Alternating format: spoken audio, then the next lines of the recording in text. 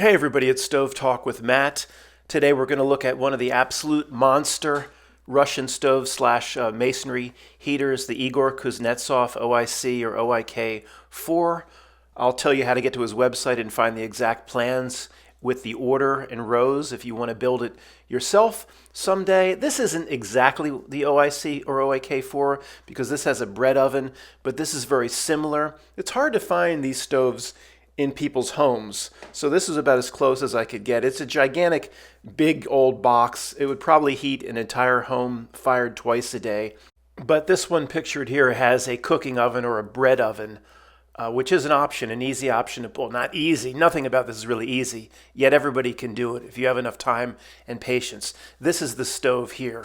And of course, a glass door can be substituted in the middle there for an iron door. The smaller doors are clean-out doors. The plans, I will leave a link, but it's simply www.stove.ru. And then it's the, once it converts to English, it's like OIK converts to English OIC, number 4 for heating stoves. And it gives you the plans, the order, row 1, row 2, top left is the base, row 2. It shows you what to do for each row that you add onto. Note that when going to the website, sometimes it'll say it's not there. It's just how you type it in. It's odd. I don't know if it's a US to Russia thing. www.stove.ru works for me. But sometimes I have to just put in the HTTP without the www. If it doesn't come up, just try it in different ways. You'll get it to come up. Guys, if anybody's new, I'm going to have to skip ahead here to halfway through the construction to show you what's going on here. And then I'll go back and show you step by step. But nothing will make sense if anybody's new unless you see this first. So just about a minute and a half. This door at the bottom here is the ash door. It also allows the air in. This door is to load the wood. In most of these stoves constructed today, it's a glass door, so you can see the fire. This is, you can see half of the grate that the wood lays across. So the wood is put in here on this grate. This ash door or air door is completely opened up and 5 logs are burnt. The gases escape from the firebox here through this hole, and there's another hole here. They're also allowed to escape out the back. I'll show you that per the details when we get to this level. The gases escape left and right into this area of the stove and into this area of the stove. These are lifting channels where the gases come up to the next bell into the chimney. This is a lifting channel. And these bricks go all the way down except there's 3 bricks gap at the bottom. So the gases in hot flame, whatever, spill over the top. Well, in some designs over the top, not in this. Through the hole and around the back into this chamber, hit the brick wall and are pushed down under a 3 brick gap and up the lifting channel. Had to show you this first or nothing's going to make sense. So here we have the nice computer animated design. Let me turn the sound down. We don't know Russian. I don't think you probably don't know Russian either. Thanks to Alexi Stopshik, is it, who does this? He has a few different YouTube channels. So this is the base. Let me get my hands situated on the keyboard to control it this way. The base itself is 40-some bricks. I mean, it is a monster in terms of the materials. And then he'll show it row by row. This design is extremely common for Russian masonry stoves. So we'll talk about the general design elements as well. So then he's just showing you row 2 goes on top. The middle section there where the opening will become the firebox. One note. In the plans at Kuznetsov at stove.ru, many of his stoves are just red brick, does not have a separate fire brick firebox. Now, there's big debate on how long that would last. I'm not going to get into that right now. There's a whole video I did a month or 2 back about the difference between using only red brick and fire brick. But the problem we have in the United States is fire brick is never the same size as red brick. So if you can afford to make the entire stove in fire brick at $2.15 a fire brick, if you could afford that, that would be the easiest way to do it because then everything fits together, everything's symmetrical. 2 up is the same as 1 across, exactly. Where if you make a firebox of fire brick at 9 inches and then you use other brick at 7 inches or pavers at 8 inches, it just doesn't fit together right. The plans call for everything to kind of fit together right, so you don't have to use lintels to bridge the ceiling at the top or angle irons. So that's very important. It's 90% easier if you make this stove out of either a paver, which is 2 up is the same as 1 across, 8 inches by 4, or a fire brick 9 by 4.5. These plans are not meant to mix and match bricks. You can do it if you have a wet saw and you don't mind making 250 cuts. That's the problem. Okay, maybe I'll address that at the end, but for now, this assumes, that the bricks are symmetrical, and 2 across is the same exact as 1 over. So I think you can see my cursor in the program. This will become the firebox. Let's see. This will be the lifting channels will be here and here. The gases will escape over the top of the firebox and then go up the lifting channels. Let me just play it, I guess. Cleanout doors. Wherever you see a big gap in the plans at stove.ru, that's for cleanout doors.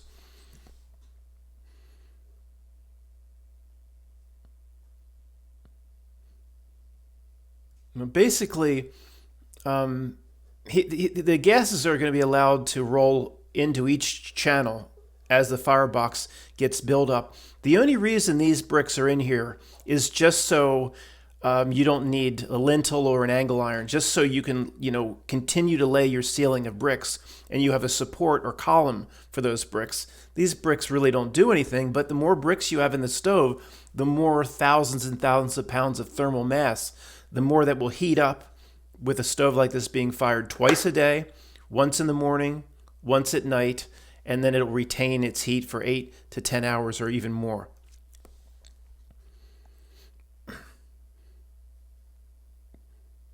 Okay, let me go back, actually. That's important. There we go. All right. The first door in a Russian stove / masonry heater is always the ash door and the door that allows the air in. So it's always a metal door. Constructing the firebox here, if it was going to use refractory brick or fire brick, it still would be all red brick up to this point. The grate's going to go, they always make a box. The grate will go across the box here. The air will come in this door here. It'll be opened for the duration of the firing. If it's fired, you put in 5 logs in the morning. You let it go out all day long. It's not fed all day long.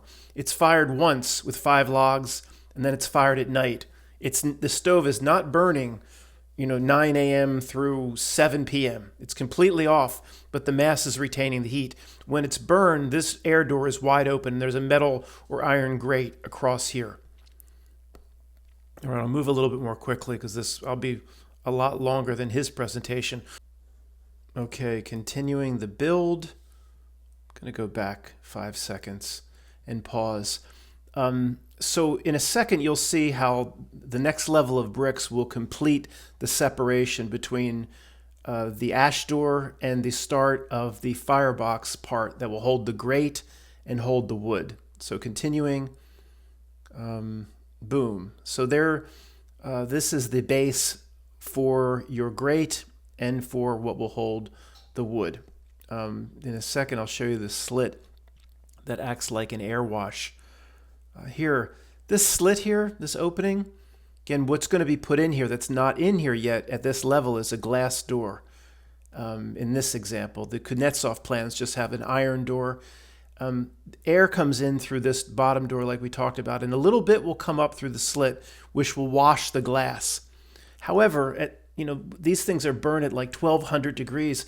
The firebox might be so hot that it'll probably wash and clean the glass on its own, but let's just continue.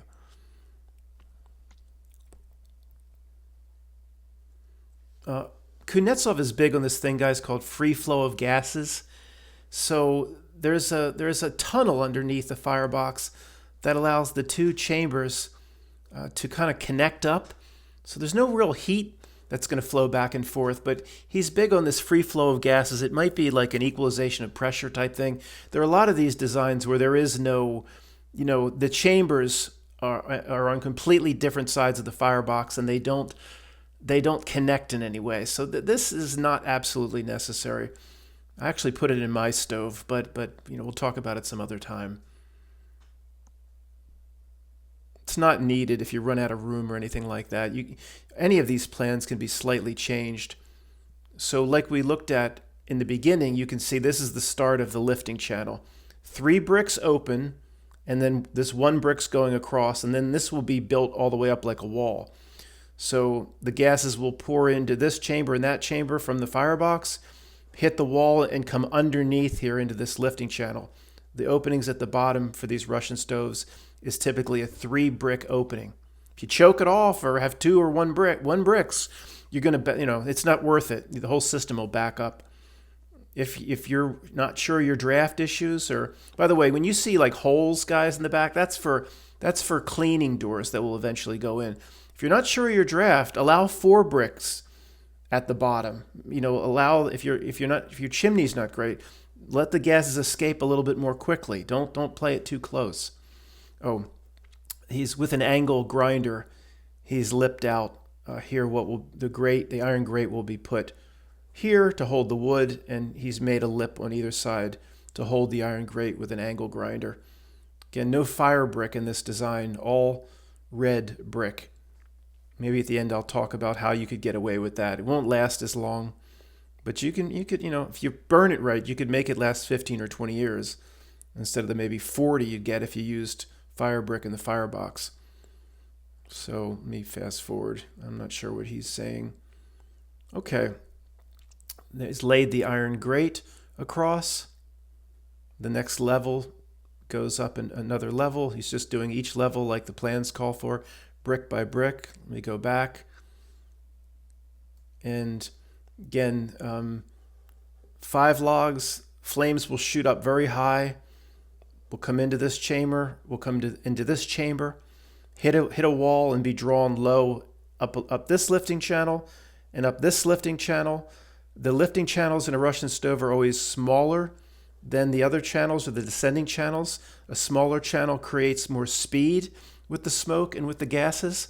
That's fine as long as it's not too small. You go down, you want to make it faster, make it small, but if it's too small, you'll choke everything off, so you have to be careful.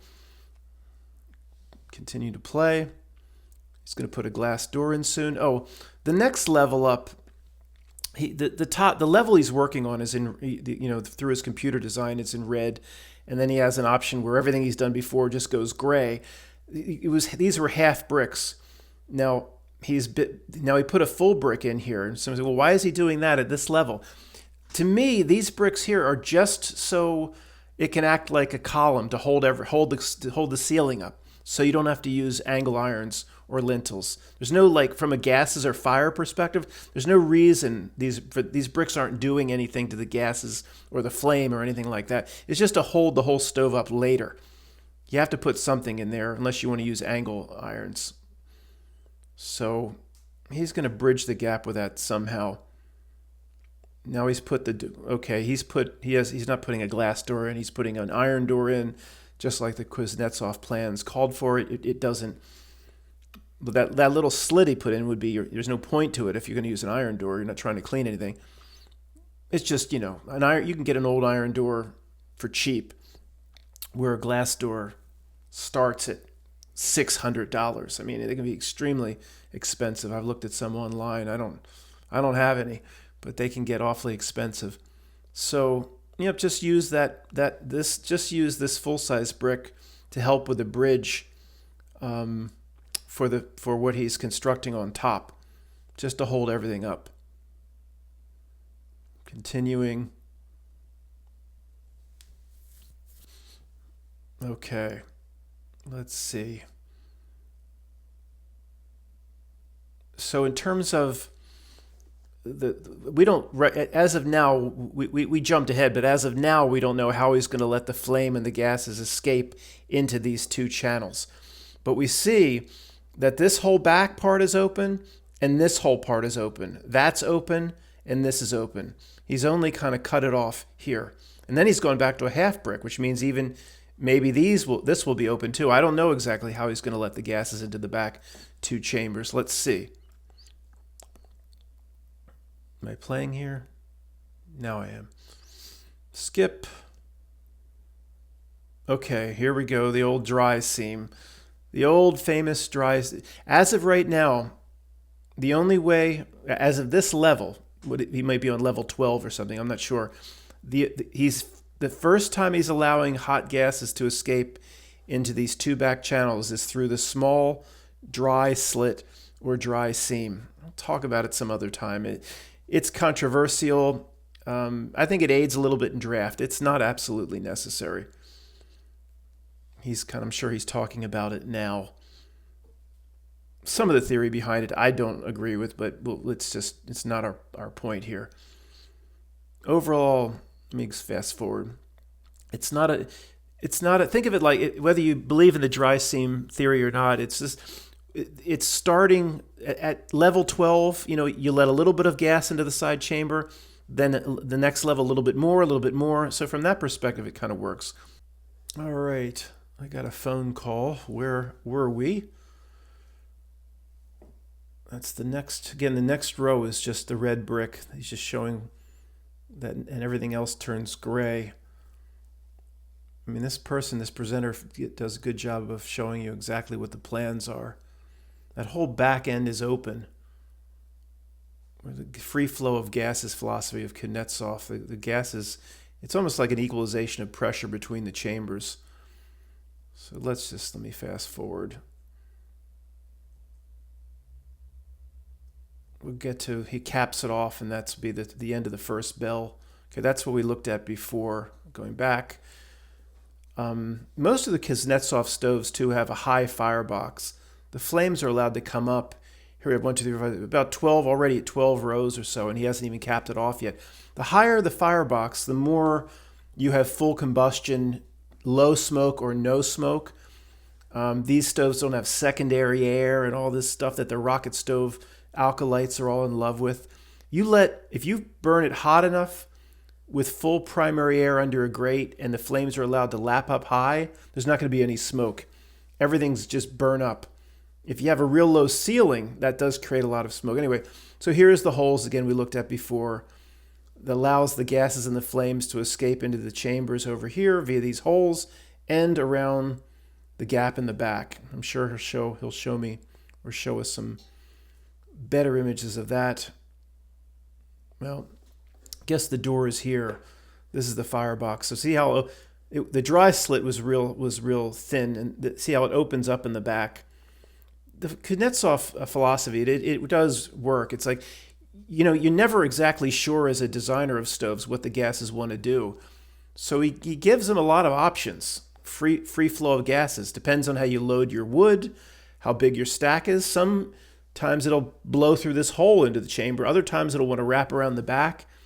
You just give it options. All right, fast forward. He's got to cap it off soon and make the ceiling, which then will start. There you go. Go back, which will then will start the second bell. Okay, that's all you're left with. Remember we talked about the lifting channels, front left, front right. The lifting channel, again, if you use full-size fire bricks, which are 9 inches, it would simply be 4.5 by 4.5. That's all, length times width. That's all the lifting channel is. So I would definitely not go any tighter than that. That would work, but that's thin. I mean, that is thin. Obviously, Mr. Kuznetsov knows what he's doing. So the ceiling here, again, here's the door where you load the wood. Gases come up and basically blast against the ceiling and wrap around the back and go through the holes into this chamber. And then remember, they're driven low and then up the lifting channel. He's going to build a whole nother box on top here. And these are cleanout doors. All right. I'm going to go a little bit more quickly. I'll show you what he's building here once he starts to build it. Yeah, that is, but what he just put in there is it's not in the Kuznetsov plans, but very, very, very important to allow. He's going to put a damper in this. You're looking down, you can see the grate that the fire is laid on. That's not, that's lower. Let me see where he'll put the damper in here, I'm sure, which is not in the original Kuznetsov plans. Let me fast forward. Well, I think he's just showing you, and then he goes back with his computer design. This is where the damper would go. So, which meaning with if all these bricks are ice cold, and you load your wood and your kindling and your 5 logs, and you go to light it, you will smoke your house out and make it unlivable, because the gases, if these bricks are all cold, there's no way they're going to go up here, go down the channel, then go up here. I mean, they're going to pour out the front door, and they're going to pour out this door until you establish a draft. And I don't mean put some candles up, and I mean you have to. The only way to establish draft is the easiest way, not the only. The easiest way is to put a damper in here between the first bell and the first box and the second box. So you'd slide it open. You'd light your fire here, and initially in the first 10 minutes, your flames would go up through this little box here, right up into the chimney, and the whole chimney would get hot and start pulling. Then you close the damper. I have other videos on how to use the damper. Close the damper. Once the chimney's pulling, it's hot for 10 or 15 minutes. Then the gases are going to be drawn down low and up because the chimney is made hot and is pulling. Now, somebody might be saying, like, if these aren't in his initial plans, Kuznetsov plans, well, then how does it work? You would put kindling, little twigs, and newspaper in the cleanout doors, and you'd get these lifting channels very, very, very hot via little fires here and here in these cleanout doors, and then the heat would then make its way over to the chimney and up. And you do that for 10 minutes, and then that establishes the draft. So then you go to light your fire, it's going to be drawn low, high. So you got to do that every single time? No, you do it once a winter. These stoves are not meant to go cold, ever. That's one of the key things with any of these masonry stoves.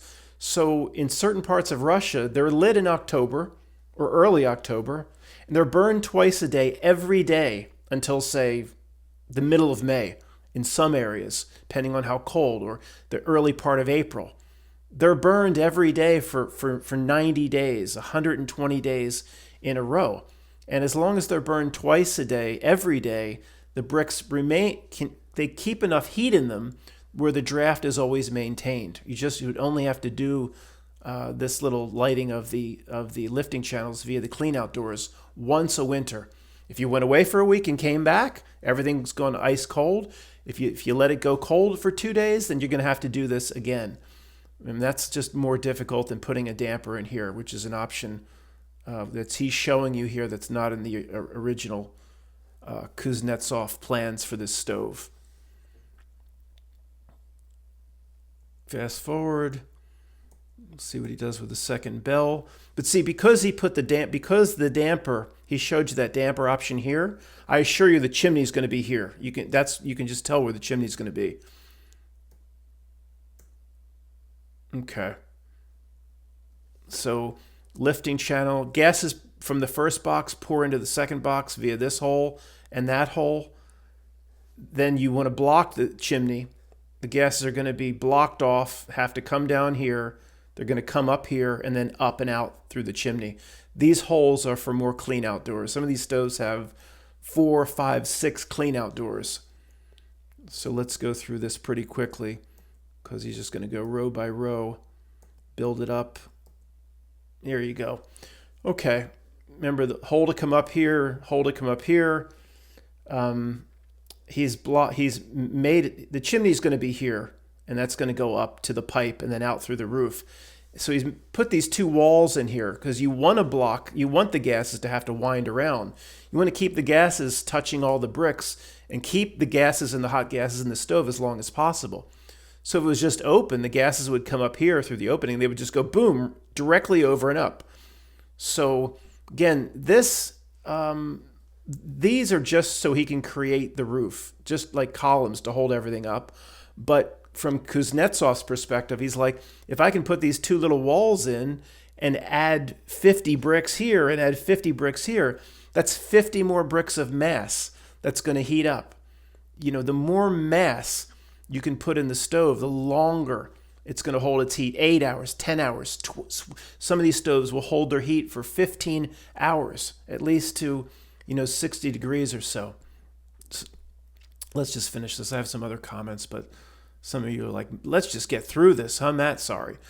All right, play. Let's just get through this. Is it playing? Yeah. Fast forward. Fast forward. Fast forward. Oh, that's interesting. Again, remember, here's your lifting channels here. The connection between the first box and the second box is just these two.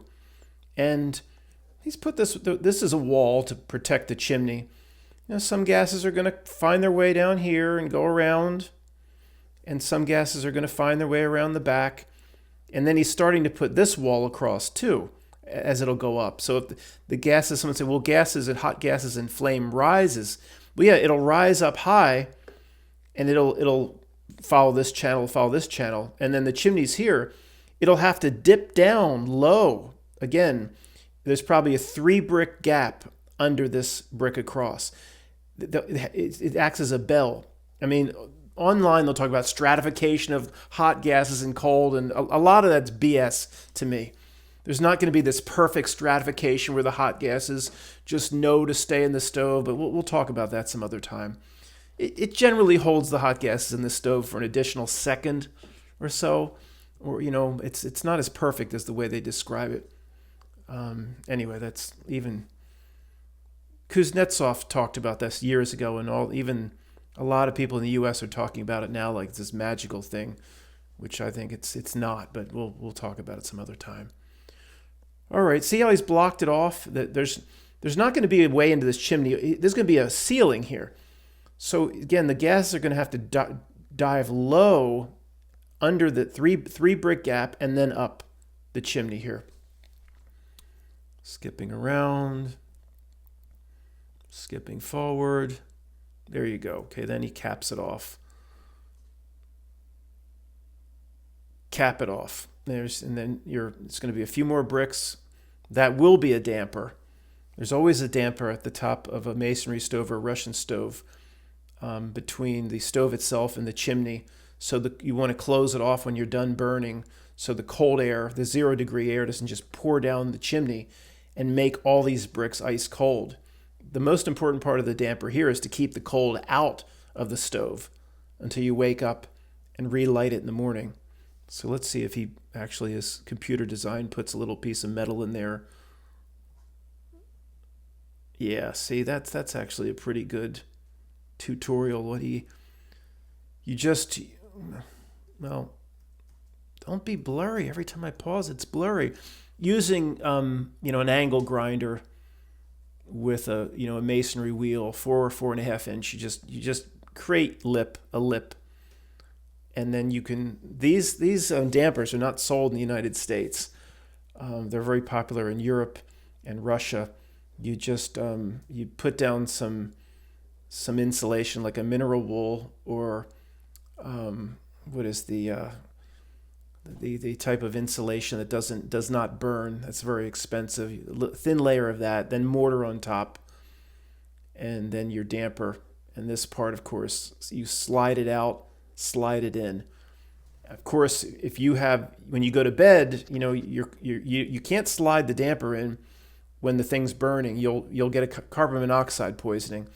When it's very burned out and you just have some embers and you want to hold the heat in the stove, and in Russia, if it's negative 25 degrees outside, you close your damper before going to bed. If you don't know what you're doing, it's extremely dangerous. That holds the heat in the stove. The cold air is coming down from the outside. Some places, negative 40 degrees.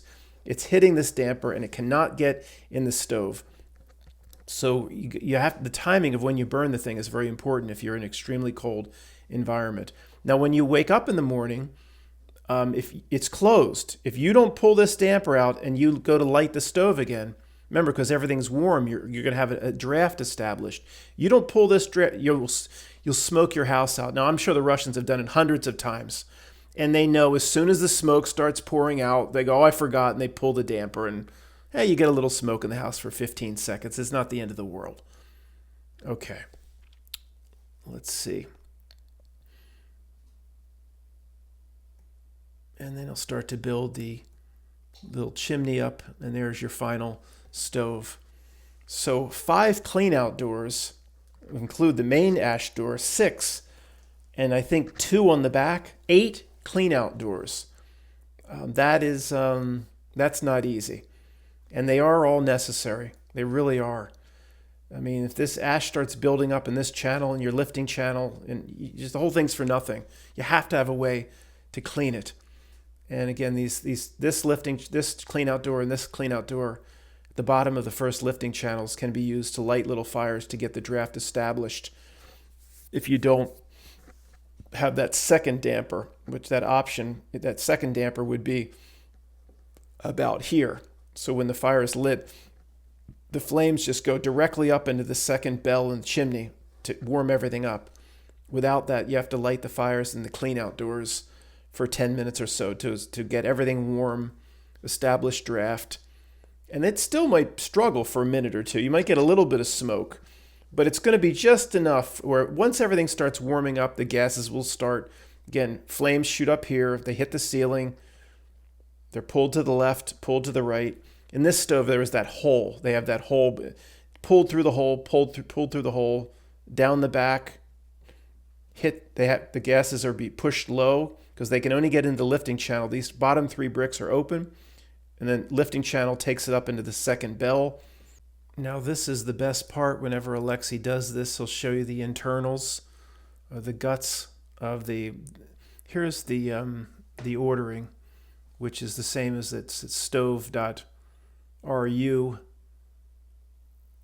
There you go. I'll just show you that if you want to pause it.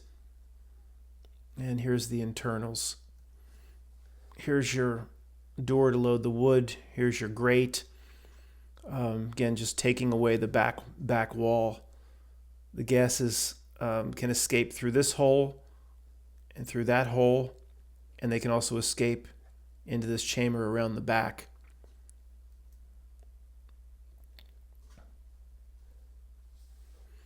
I'll pause it if there's anything of note to look at.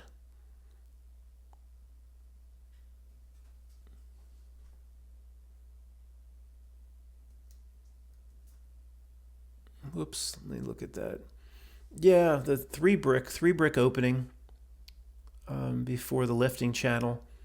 And if you're not really confident with your chimney system, or allow a 4 brick opening, a 5 brick opening. It's okay. Just can't afford to choke yourself off if you're an amateur building one of these. And of course, I'm an amateur compared to these stove makers. This is their job. I mean, I always will err on the side of letting the gases flow more easily, even if it'll kill the efficiency of the stove 10 or 15%. Well, so what? Just add another piece of wood or two. Let me go back here. That was interesting. There are the 4 clean out doors in the back. 4 in the back. Wow. Okay. See, Kuznetsov plans, the chambers are all connected via air. This free flow of gases, it does help. It really, I put something in to help in my stove, and I think it actually helps. I really do. You have complete pressure, equalization. That. So here is showing, I guess this is your lifting channel. This is, let's say, the far left of the stove. There's that clean out door. So there's your 3 brick opening. There's the gases kind of collect in this back area on either side, remember? And then the whole concept behind these stoves is gases want to rise, hot wants to rise. But eventually, to get out, it has to eventually sink down and then slip under this 3-brick opening. That's very standard on a Russian stove. A 3-brick opening into the lifting channel into the other bell. Again, if I was building this, I'd have a 4-brick opening, or I'd have a little bit easier way to get into the next chamber. Unless if you have a 20-foot insulated chimney through the middle of the house, then that'll pull anything through. Then you don't have to worry about it. Certainly could never do a stove like this with like a little, like the rocket stove alkalites do, like a little pipe out the window. No chance. You need a full 20, 25-foot chimney, straight up, insulated, double-walled, stays hot, not on the outside of a house. Nothing's going to go ice cold. Can't just run this out the damn window like the rocket stove alkalites. See, that's that whole back section is open. From this chamber through the firebox to the other section, the whole back is open, so the flames and gases can go where they want to go. And this whole center section is open. So he's kind of saying that flames and gases can choose what they want to do. And even the front seems to be open. Yeah, even if the door here is where you load the wood, he has this front section open. So if some gases puff back towards the door, they can escape through this slit into the chamber here that's closest to us. It's a good design, and if you use fire bricks that are all the same, 2 up is the same as 1 over exactly, you can just stack this thing yourself and make it yourself. If you use fire bricks, though, you use refractory mortar with tiny little joints or almost no joint. We'll talk about that some other time. I guess that's it. All right, guys.